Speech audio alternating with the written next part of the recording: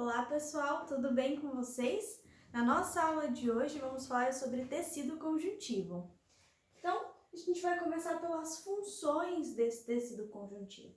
Na aula passada a gente tratou de tecidos epiteliais, né? E hoje a gente vai falar de tecido conjuntivo. A gente tem que lembrar que no final todos esses tecidos, eles se unem, né? Se associam de alguma forma para formar os órgãos. Tudo bem? Então a gente vai estudar pouco a pouco para entender como é que a gente chega numa conformação total do nosso organismo. O tecido conjuntivo tem algumas funções importantes. A primeira função é de adesão. Então ele vai unir outros tecidos, tudo bem? Então ele vai pegar, por exemplo, o tecido epitelial e vai unir, né, com outro tipo de tecido, com tecido muscular, com um tecido conjuntivo, com tecido cartilaginoso, tudo bem? Sustentação. A gente tem o tecido conjuntivo, por exemplo, no nosso nariz, nas nossas orelhas. Então, eles dão sustentação para algumas partes do nosso corpo. Transporte. A gente tem um tipo de tecido conjuntivo que é o sangue. Tá? O sangue é um tecido líquido e ele tem essa função de transportar substâncias pelo nosso organismo. Ok? Reserva. A gente tem um outro tipo de tecido, que é o tecido adiposo, que é uma especialização do tecido conjuntivo e reserva, né? Armazena gordura para que a gente possa usar isso ou para produção de energia ou para produção de calor, tudo bem? Defesa. Então, os glóbulos brancos, né, os linfócitos, eles também são células pertencentes ao tecido conjuntivo e eles vão fazer a defesa do nosso organismo. E por último, preenchimento. Entre um órgão e outro, entre um tecido e outro, a gente não tem um espaço vazio, tudo bem? A gente tem tecido conjuntivo de formas variadas que vão preencher todo esse espaço lá dentro do nosso organismo. Desse lado aqui, eu coloquei algumas características, né, do tecido conjuntivo. Então, muita substância intercelular. Quando a gente fala de tecido epitelial, a gente fala que as células estão justapostas e que elas estão muito próximas, então, uma das outras, e eu não tenho espaço para ter uma substância intercelular.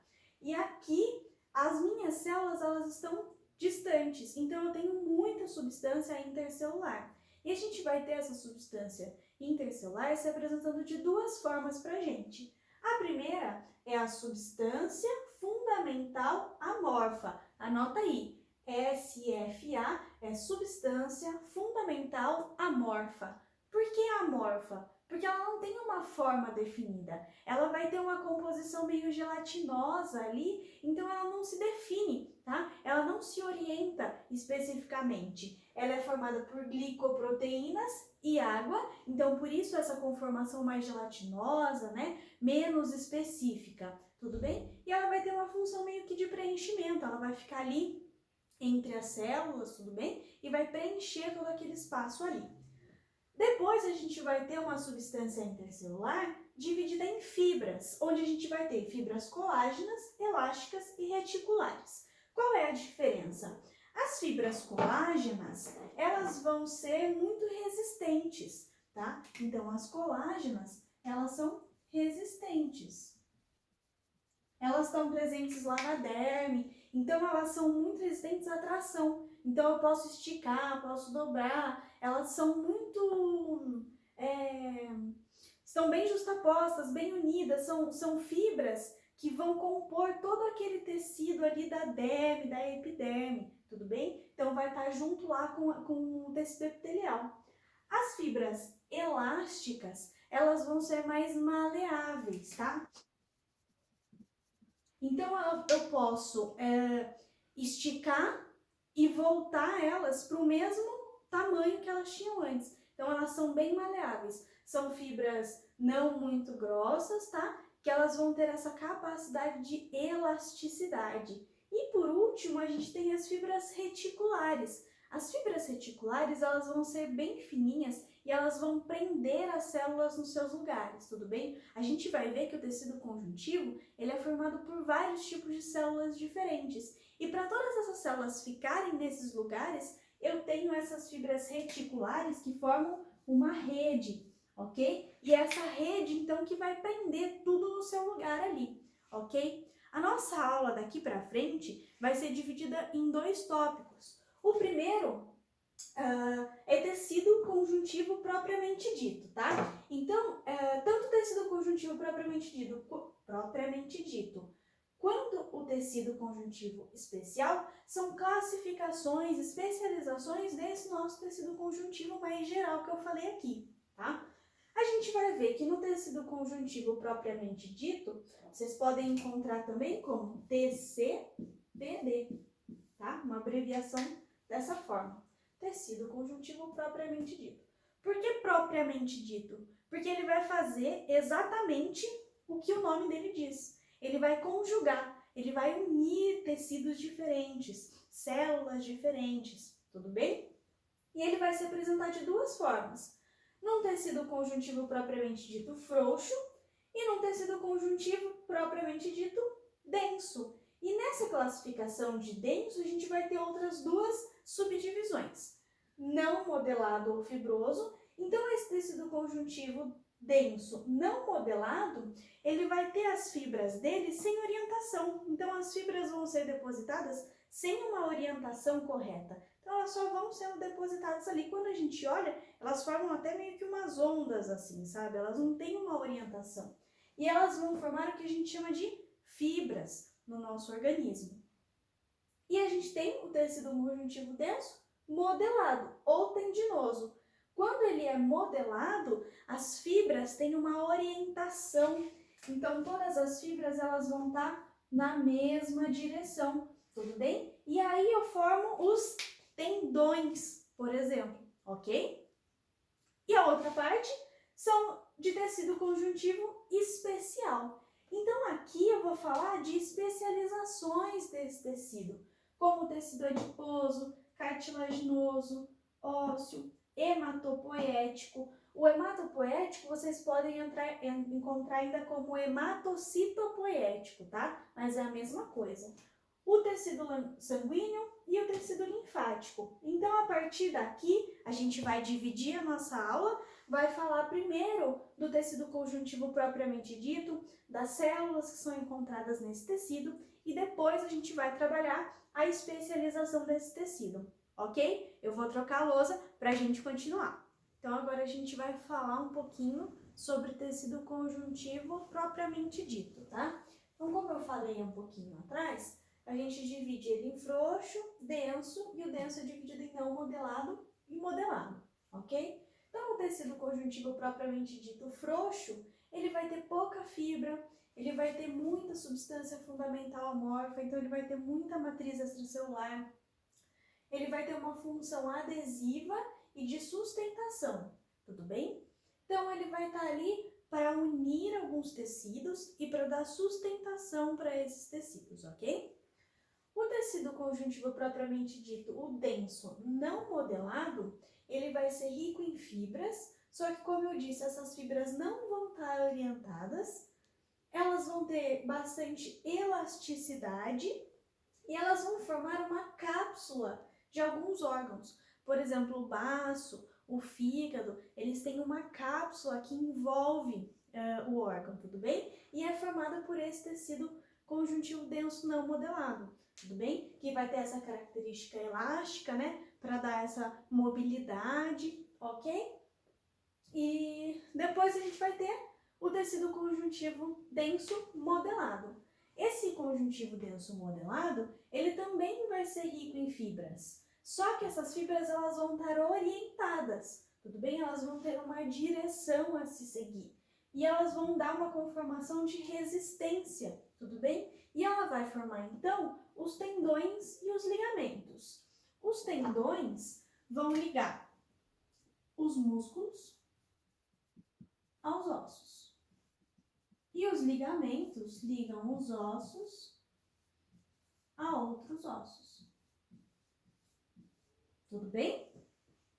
Então, agora a gente sabe que a gente tem conformações diferentes de estrutura de fibra, de composição de fibra, para formar diversos tipos de tecido conjuntivo, tudo bem? E esse tecido conjuntivo ele vai ter conformações, como o próprio nome diz, né, de conjunção. Então, de sustentação, de proteção, de ligar aí um tecido no outro, ok? Eu vou trocar a lousa para a gente entender agora quais são as células que compõem esse tecido conjuntivo, ok? Espera um pouquinho aí. Agora a gente vai conhecer um pouquinho das células que compõem o nosso tecido conjuntivo. Então, os tipos celulares, a gente tem diversos tipos celulares, então ele é muito rico, né? Muito variado. O primeiro tipo de célula que a gente vai falar são os fibroblastos, tá? Fibro, lembra o quê? Fibra, tá? Então, essa célula aqui, que é o fibroblasto, ela vai produzir, então, as nossas fibras. Então, vou colocar aqui, secreta ou secretar fibras. Tá? Então, ela vai produzir lá a nossa matriz extracelular, tudo bem? Outro tipo de célula são os macrófagos. Os macrófagos são células fagocitárias. Então, tem a função de digerir, né, partículas, corpos estranhos, tudo que entra de diferente ali no nosso corpo, são os macrófagos que fazem a digestão, tudo bem? Então, ele engloba aquela partícula e destrói. Então, ele tem enzimas digestivas lá dentro do citoplasma. Um outro tipo de célula são os mastócitos. Os mastócitos, ele tem vários grânulos, né, dentro do citoplasma, ó, de heparina e histamina. Heparina é um anticoagulante e a histamina, ela é liberada quando a gente tem alguma reação alérgica, tá? Então, eu vou colocar aqui, ó, a heparina é um anticoagulante e a histamina participa das reações alérgicas. Quando essas duas substâncias elas agem juntas, elas vão causar uma vasodilatação, ok? Então, quando o nariz fica irritado, né, quando a gente tem uma picada e fica avermelhado o local, é por conta dessa vasodilatação que é causada pela ação desses dois componentes, ok? Uma outra célula é o adipócito. O adipócito é uma célula de reserva de gordura, tá? Para ter uma reserva nossa energética. E essa partícula que eu desenhei aqui, ó, é uma gotícula de gordura, tá? A gente vai ver depois que existem dois tipos de adipócito, tá? Um que é esse aqui que eu desenhei, que é o unilocular, que a gente chama, que tem uma gotícula grandona de gordura, e a gente tem o multilocular, que ele vai ter várias gotículas menores ali dentro do citoplasma, tá? E cada uma tem uma função. E por último, o plasmócito. O plasmócito é uma célula de defesa, já que ele vai ser responsável por produzir aqui os nossos anticorpos. Tudo bem? Então, lá no tecido conjuntivo propriamente dito, a gente tem todos esses tipos celulares. E eles podem migrar e podem se reorganizar de várias formas diferentes. Tudo bem? E a gente vai ver na segunda parte, né, naquela parte que eu falei de tecido conjuntivo especial, que essas células vão fazer parte de alguns tecidos especializados do tecido conjuntivo. E a gente vai entender um pouquinho melhor como é que elas se organizam para agir naquele tecido, ok? Então, a gente vai falar disso já já. Então, agora a gente vai falar um pouquinho sobre as especializações daquele tecido conjuntivo, tá? Então, a gente vai tratar de tecido conjuntivo especial. E o primeiro que a gente vai falar é o tecido adiposo, tá? Lembra que eu falei agora há pouco das células que compõem o tecido conjuntivo? Então, o adipócito é a célula que vai compor o tecido adiposo. Então, o tecido adiposo ele vai ter funções como reserva de energia, isolante térmico, então, né, para isolar do frio, proteção, nesse caso a proteção aqui é contra choques mecânicos, né? Então, e o último, gerar calor. Um tipo específico, né, do tecido adiposo, ele vai ser responsável por gerar calor para o organismo, tá? Então, aqui eu dividi em duas partes. Num tecido adiposo unilocular, que a gente vai conhecer esse tecido como o tecido adiposo amarelo, ou gordura amarela, gordura branca, tá? O adipócito, ele vai ter aqui, ó, uma única gotícula bem grandona de gordura no citoplasma, tá? E esse tecido aqui, desse tecido adiposo amarelo unilocular, ele vai ter uma função de reserva de energia, tudo bem? Então, quando eu precisar, né, de energia no meu corpo e eu não tiver uma fonte, eu consigo lá tirar a energia desse tecido adiposo, ok? O outro tecido adiposo é o multilocular, a gente também vai encontrar como tecido adiposo marrom ou pardo, ok? Ele vai ter numerosas gotículas. Então, se você olhar aqui, ó, ele tem várias gotículas de gordura lá no seu citoplasma. Ele vai gerar calor e ele vai ter muitas mitocôndrias. Então, como é que isso vai acontecer? Essas mitocôndrias, elas fazem respiração celular e produzem energia normalmente. Só que se eu mudar um pouquinho a rota delas, eu consigo gerar o calor, tudo bem? Então, é por isso que esse tipo de adipócito multilocular, ele vai ter muitas mitocôndrias, para eu mudar um pouquinho a via e conseguir gerar calor a partir dessas reações, tudo bem? Então, essas são as principais características, as principais funções do tecido adiposo. Agora a gente vai passar para o próximo tecido. O próximo tecido que a gente vai falar é sobre tecido ósseo. Ele tem algumas funções específicas, como, por exemplo, sustentação do nosso corpo, tudo bem? Então, ele que dá toda a estruturação, toda a sustentação que a gente precisa. Movimento. A gente tem união entre os nossos músculos e os nossos ossos, e é isso que faz com que a gente consiga se movimentar, tudo bem? Proteção. Ele protege alguns órgãos importantes, por exemplo, pulmão, coração, cérebro, tá tudo protegido por estruturas ósseas, ok? Crescimento. O hormônio do crescimento, que é o GH, ele vai ser responsável por agir sobre a estrutura óssea, ok? E isso vai fazer com que a gente cresça. E ele também tem reserva de cálcio. Então, se a gente precisa em algum momento de cálcio, a gente pode retirar lá dos nossos ossos. Característica.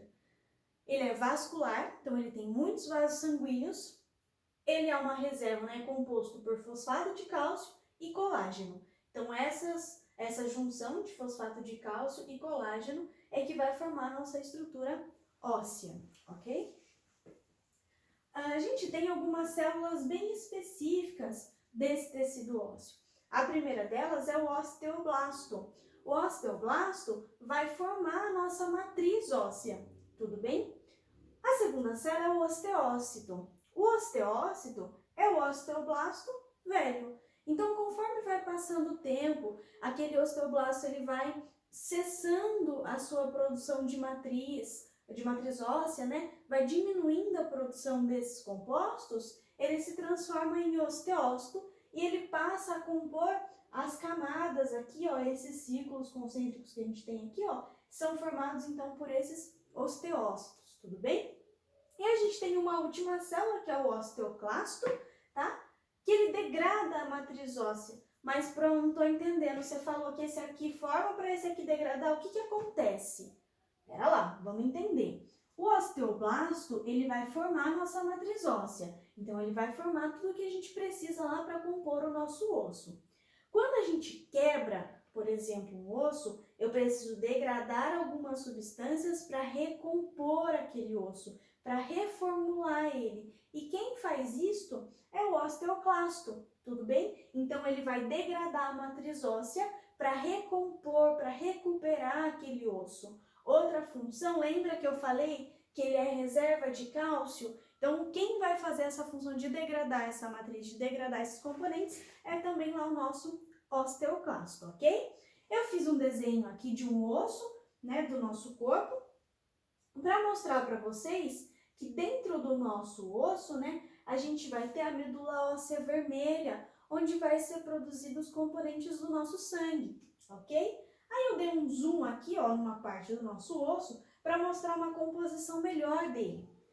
Então, ó, lembra que eu falei que ele é bem vascularizado? Todas essas coisinhas que eu desenhei aqui são vasos sanguíneos. Eles estão sempre num canal central ali, tudo bem? Esse canal central, que a gente chama, Ele pode aparecer como um canal de Harvers ou canal Haveriano, tá?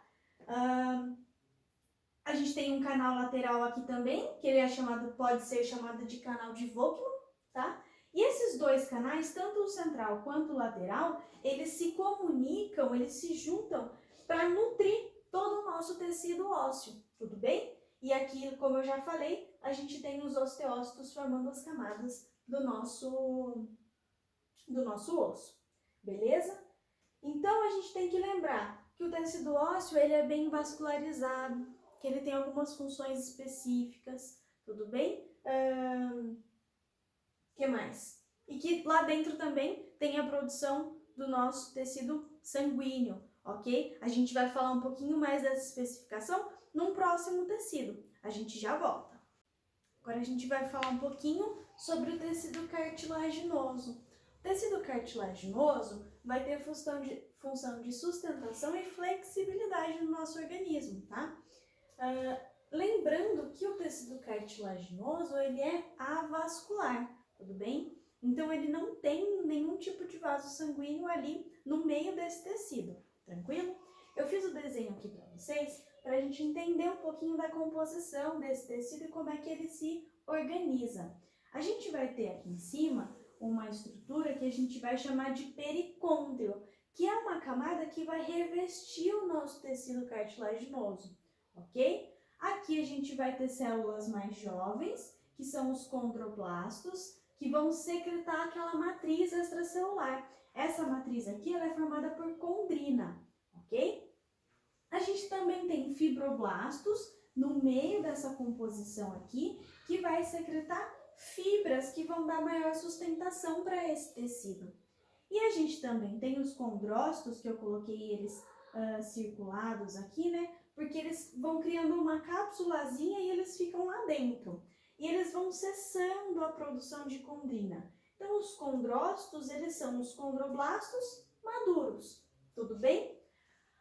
Eu falei que esse tecido, ele não é vascular, né? Ele não é vascularizado. Então, como é que acontece a nutrição dessas células aqui?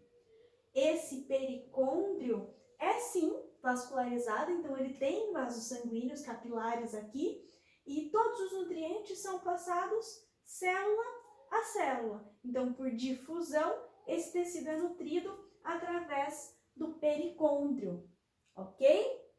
Então, essa é a caracterização geral do tecido cartilaginoso. A gente vai falar do próximo agora. A gente está acabando já, então vamos mais um pouquinho para entender dos outros tipos de tecido.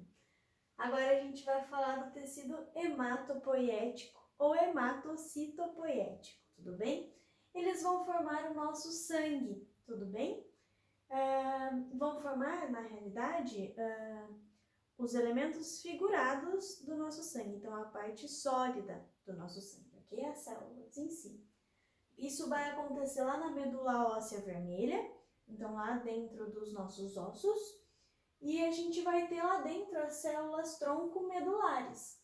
E elas vão ser divididas em uma linhagem mieloide e uma linhagem linfóide.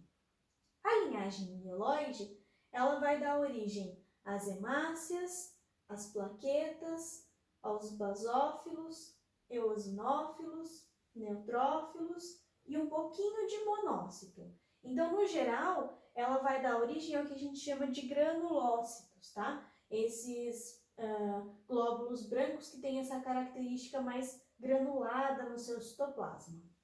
E a linhagem linfóide vai gerar os monócitos e os linfócitos, ok? Depois a gente vai entender que existem alguns tipos de linfócito. Os basófilos, neutrófilos e linfócitos são conhecidos geralmente como leucócitos, ou então os glóbulos brancos, que são as principais células de defesa do nosso organismo. Tudo bem? Então, a gente entendeu de uma forma mais ampla, mais geral, como é que se dá a formação, então, do nosso sangue, dos nossos elementos figurados do nosso sangue, ok? Vou trocar a lousa e a gente já volta a falar mais um pouquinho de sangue. Agora a gente vai falar do tecido sanguíneo Eu coloquei para vocês aqui um desenho para entender mais ou menos as proporções que as células têm dentro do nosso sangue. Então, a gente tem um pouquinho de glóbulos brancos, uma quantidade aí pequenininha de plaquetas, uma grande quantidade de hemácias, que vai trazer a cor vermelha para o nosso sangue, mas a maior parte é formada por plasma. E esse plasma é formado por 90% de água, proteínas, nutrientes, excretas e hormônios. É uma proteína muito importante que tem no nosso sangue é a albumina. Tá? Vocês podem ouvir falar um pouquinho dela por aí. E a albumina ela vai trazer uma certa viscosidade para o nosso sangue. Então vai fazer com que ele corra mais rápido ou mais devagar dentro dos nossos vasos sanguíneos, ok? Eu aumentei aqui, ó, fiz um desenho de uma hemácia pra gente. E vocês têm que lembrar que nos mamíferos as hemácias elas são anucleadas. Depois que elas são formadas lá na medula óssea, elas passam por um processo onde elas expelem o núcleo. Elas jogam o núcleo para fora e aí elas ficam desse jeito aqui, né? Com esse meio afundadinho, né? Sem o núcleo ali. As hemácias são muito importantes no transporte de oxigênio e também no transporte de gás carbônico, mas menos, né, para gás carbônico. Ela é mais importante no transporte do oxigênio. Como elas são anucleadas, né, elas não têm núcleo, elas têm uma vida útil aí de 100 a 120 dias. Depois elas são recapturadas lá no nosso organismo, degradadas e novas hemácias são produzidas. Então eu coloquei aqui no cantinho para vocês, ó, quais são as funções principais, o que a gente tem que lembrar quando a gente fala de tecido sanguíneo, né? Então a gente tem que lembrar que ele é muito importante para o equilíbrio osmótico, então para a quantidade de água e sais minerais que vão ter ali dentro de cada célula.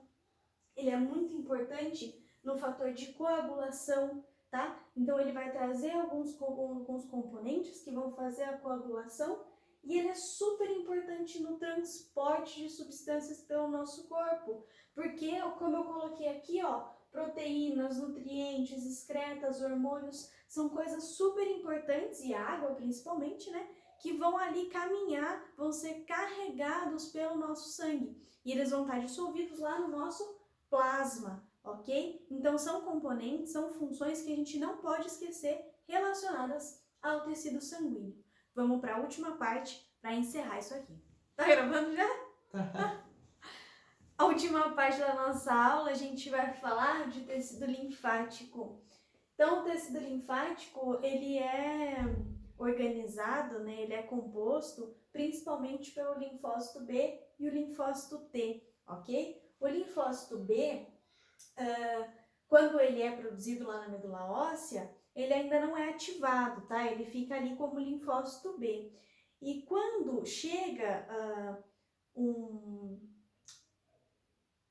patógeno, não posso dizer assim, um corpo estranho, algo que vai se ligar ali no sítio ativo dele, né? O que vai acontecer? Eu vou ativar esse linfócito B. Quando eu ativo ele, ele vai começar a produzir anticorpos para aquele patógeno específico, ok? E aí a gente vai mudar o nome dele. Ele não vai mais se chamar linfócito B, ele vai passar a se chamar plasmócito, ok? E a gente já estudou esse carinha aqui lá no começo da nossa aula. Então, o plasmócito nada mais é do que um linfócito B ativado por um corpo estranho que entrou ali no nosso organismo, beleza?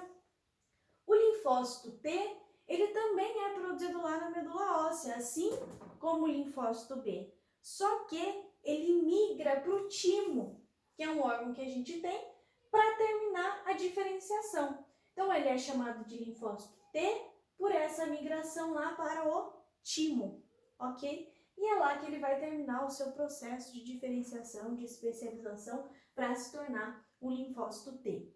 E por último, a gente tem no nosso corpo os linfonodos. Então, na garganta, na axila, na virilha, a gente tem alguns pontos que quando a gente fica doente, eles ficam inflamados, né? Eles ficam inchados, a gente fala, ah, tem uma íngua aqui, né? Então a gente conhece os linfonodos com esse nome popular de íngua, tá?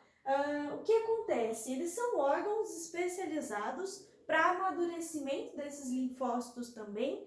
E o que acontece? Dentro deles vai correr a linfa, tá? Que é um líquido especializado com essas células de defesa, beleza? Então, tudo que vai ser atacado, né, todos os micro-organismos que vão ser atacados pelos linfócitos, eles vão correr ali por dentro dos linfonodos, vão ser produzidos e também vão ser degradados nesses locais. Então, quando a gente fica com uma dor de garganta e aqui fica bem inchado na gente, são os nossos linfonodos que estão produzindo muitos anticorpos, né? Muitos linfócitos para ajudar no combate daquela doença, ok? Então, agora a gente fechou todos os tipos de tecido, tudo que a gente tinha para falar de tecido conjuntivo. Eu espero vocês na próxima aula. Tchau, tchau!